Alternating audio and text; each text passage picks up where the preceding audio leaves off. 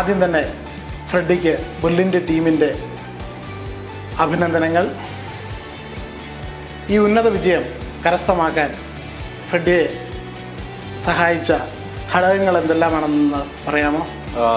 എൻ്റെ ഫാമിലി, എൻ്റെ പേരൻസ്, ഫാമിലിയിൽ എൻ്റെ പേരൻസ്, എൻ്റെ ബ്രദർ, ചേച്ചിമ്മ, അവരെല്ലാവരും ഭയങ്കര സപ്പോർട്ടായിരുന്നു. പിന്നെ ബ്രില്യൻ്റ്, പിന്നെ സ്കൂളിൽ നിന്ന് നല്ല സപ്പോർട്ട് ഉണ്ടായിരുന്നു.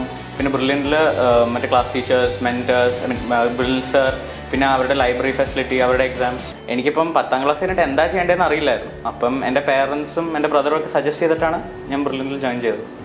ഫ്രെഡിയുടെ വിജയത്തിൽ അമ്മയുടെ സന്തോഷത്തിൽ ഞങ്ങളും പങ്കുചേരുന്നു. ഈ അവസരത്തിൽ അമ്മ എന്താണ് പറയാനുള്ളത്? എനിക്ക് വളരെ സന്തോഷമുണ്ട്. പിന്നെ ഫ്രെഡി പറഞ്ഞ കാര്യം ആദ്യം തന്നെ ദൈവത്തിന് നന്ദി. അപ്പോൾ നമ്മൾ എത്ര പഠിച്ചാലും ആ സമയം നന്നാവണം, ദൈവാനുഗ്രഹം ഉണ്ടെങ്കിൽ മാത്രമേ കാര്യങ്ങൾ ശരിയാവുള്ളൂ എന്ന് വിശ്വസിക്കുന്ന ആൾ ഞാനും. എൻ്റെ പേരൻസിനും, എൻ്റെ ഹസ്ബൻഡിൻ്റെ പേരൻസ്, പിന്നെ എൻ്റെ ഹസ്ബൻഡ് ഈ പറഞ്ഞ പോലെ ഡൽഹിയിലാണ്. പുള്ളിയും എക്സാം ആകുമ്പോഴത്തേക്കും വരികയും ഒരാഴ്ച നിൽക്കുകയും എക്സാമിന് കൊണ്ടുപോകും. എല്ലാ കാര്യങ്ങളിലും വളരെ എൻ്റെ കാര്യങ്ങളെല്ലാം നല്ലപോലെ എല്ലാ കാര്യങ്ങളിലും ഹെൽപ്പ് ചെയ്യുകയൊക്കെ ചെയ്യുന്നു. പിന്നെ ബ്രില്യൻറ്റിനോട് ഭയങ്കരമായ ഒരു കടപ്പാടുണ്ട്. അവരുടെ ക്ലാസ് ടീച്ചേഴ്സ് സിസ്റ്റം അതാണ് ഏറ്റവും നല്ലതായിട്ട് എനിക്ക് തോന്നിയിട്ടുള്ളത്. ഓരോ വിദ്യാർത്ഥിയുടെയും എല്ലാ കാര്യങ്ങളും വളരെ അപ് ടു ഡേറ്റ് ആയിട്ട് ക്ലാസ് ടീച്ചേഴ്സിന് അറിയാം. പിന്നെ ബിനിൽ സാറിനെ എനിക്ക് ഈ കാര്യത്തിൽ മറക്കാൻ പറ്റില്ല. ഇവനൊരു ഫോക്കസ് ഇല്ലായിരുന്നു. ഇവനിങ്ങനെ കുറച്ച് മാർക്കുകളൊക്കെ എവിടെ കിട്ടുന്നുണ്ട് എന്നുള്ളതല്ലാതെ ഒരു ഫ്രണ്ട് ലിസ്റ്റിലേക്ക് സ്ഥിരമായിട്ട് വരാൻ തുടങ്ങിയത് ബിനിൽ സാർ. അപ്പോൾ ശ്രീനാഥ് സാർ എൻ്റെ അടുത്ത് പറഞ്ഞു, ഇനി ബിനിൽ സാർ ഇങ്ങനെ ഒരാളുണ്ട്, ബിനിൽ സാറിനെ ഒന്ന് പരിചയപ്പെടുത്തി തരാം, ഇവൻ്റെ പ്രത്യേകതകളും കാര്യങ്ങളും എല്ലാം ബിനിൽ സാറിനോട് ഡോക്ടറൊന്ന് ഡിസ്കസ് ചെയ്യണം.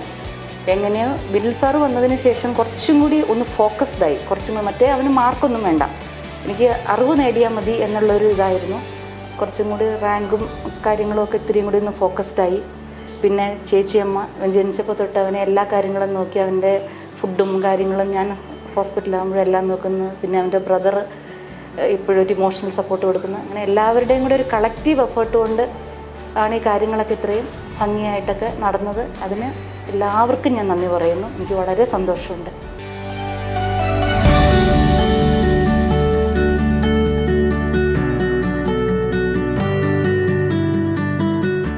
എൻട്രൻസ് സംബന്ധമായ വാർത്തകളും അപ്ഡേഷനുകളും ഏറ്റവും വേഗം ആധികാരികമായി അറിയാൻ ബ്രില്യൻറ്റ് സ്റ്റഡി സെന്റർ പാല യൂട്യൂബ് ചാനൽ സബ്സ്ക്രൈബ് ചെയ്യുക. ബെൽ ഐക്കൺ അമർത്തുക. ഈ വീഡിയോ മറ്റ് സുഹൃത്തുക്കളിലേക്കും ഷെയർ ചെയ്ത് നൽകുക.